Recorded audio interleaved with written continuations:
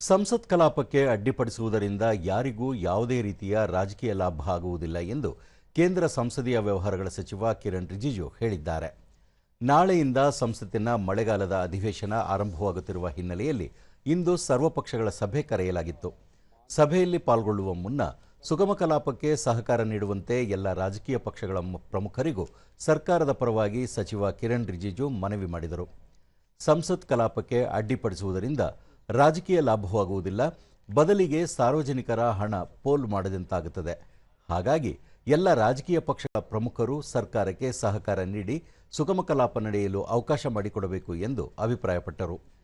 ಪ್ರಜಾಪ್ರಭುತ್ವ ಮಾದರಿಯ ಸಂಸದೀಯ ವ್ಯವಸ್ಥೆಯಲ್ಲಿ ಜನರಿಂದ ಆಯ್ಕೆಯಾದ ಪ್ರತಿನಿಧಿಗಳು ತಮ್ಮನ್ನು ಆಯ್ಕೆ ಮಾಡಿದ ಜನತೆಯ ಸಮಸ್ಯೆಗಳು, ಕಷ್ಟನಷ್ಟಗಳ ಬಗ್ಗೆ ಸದನದಲ್ಲಿ ಪ್ರಸ್ತಾಪಿಸಿ ಅದಕ್ಕೆ ಸೂಕ್ತ ಪರಿಹಾರ ಕಂಡುಕೊಳ್ಳುವುದು ಅವರ ಜವಾಬ್ದಾರಿಯಾಗಿದೆ.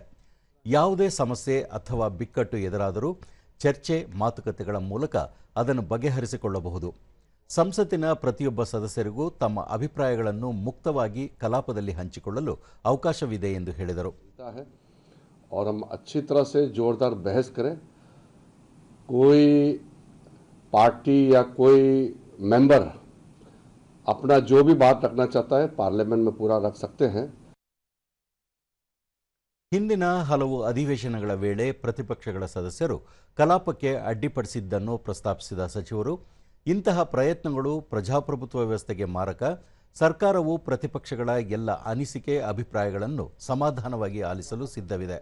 ಹಾಗಾಗಿ ಪ್ರತಿಪಕ್ಷಗಳ ಸದನ ನಾಯಕರು ತಮ್ಮ ತಮ್ಮ ಸದಸ್ಯರನ್ನು ನಿಯಂತ್ರಣದಲ್ಲಿರಿಸಿ ಸುಗಮ ಕಲಾಪಕ್ಕೆ ಅವಕಾಶ ಮಾಡಿಕೊಡಬೇಕು ಎಂದು ಸಚಿವರು ಮನವಿ ಮಾಡಿದರು.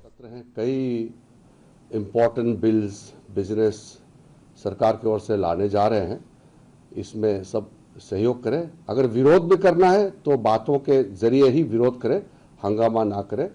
और हम अपने तरफ से पूरा योगदान देंगे, सहयोग करेंगे और विपक्ष से भी हम उम्मीद करते हैं कि वो भी सहयोग करेंगे.